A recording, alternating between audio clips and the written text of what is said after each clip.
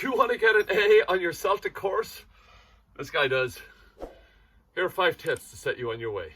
Come on, Chico, let's go. Okay, so here we go with 5 tips to get a pass A grade in your CELTA.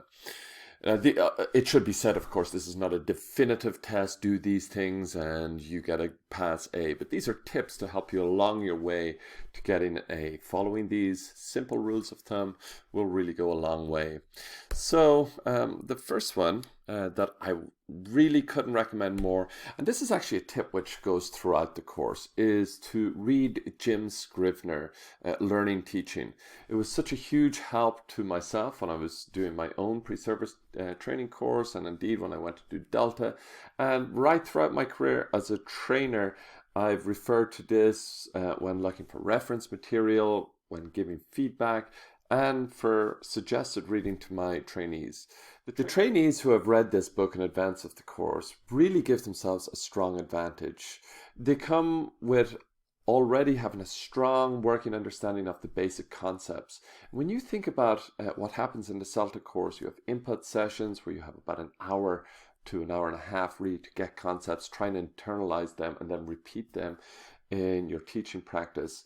It's quite a challenge. So if you do the reading in advance, it's going to be a huge help to you. It also helps to inform much better questions. So following from that, one thing that you can really get from the Jim Scrivener book is this difference between language systems and language skills. Now this is the first kind of aspect of terminology I guess we could begin to think about.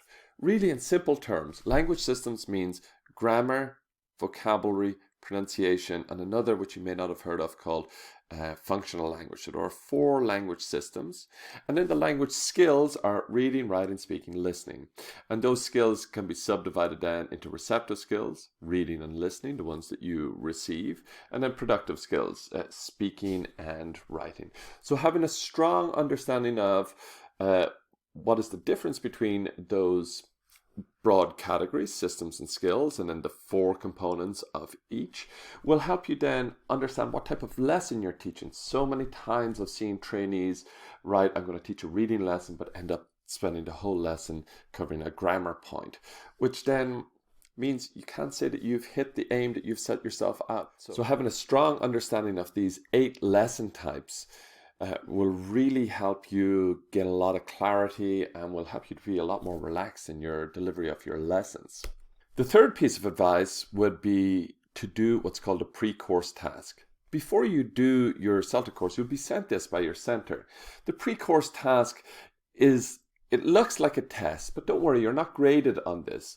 This is really some work for you to do some what's called language analysis, so you can think about things that are called meaning, form, pronunciation of pieces of language. It helps you think about things like connotation and functions and aspects of pronunciation that we may not have thought of before, such as word stress and sentence stress, etc.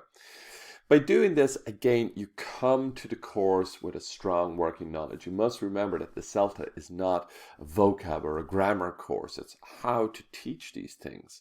So if you've had a chance to do a little bit of research to do the pre-course task itself, then again, you're going to be coming to the course in a much stronger position and you won't struggle with the concepts as much.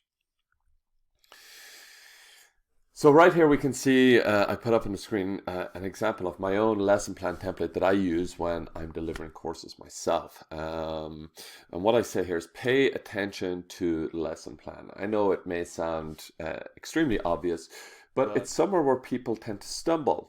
For example, pay attention to what it means by the main aim. What do you want to achieve by the end of the lesson? So you can see here in the screenshot of my own lesson plan, I provide a lot of guidance in my lesson plan. And that's something that in subsequent videos and training courses, which I can deliver to you online, we can delve into in much greater detail.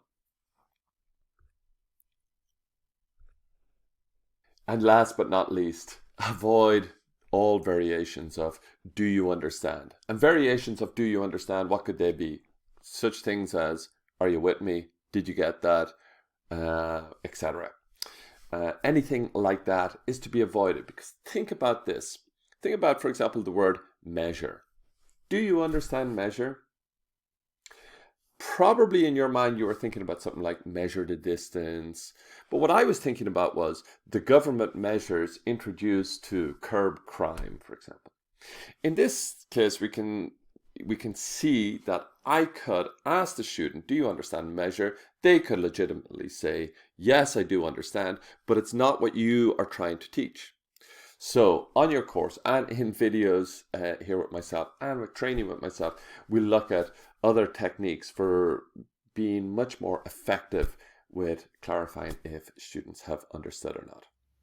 So there you have it, my 5 tips on how to get an A in your CELTA. So please subscribe, hit the like bell, and share this. And as well, please post some comments on what type of content would you like to see here on my channel.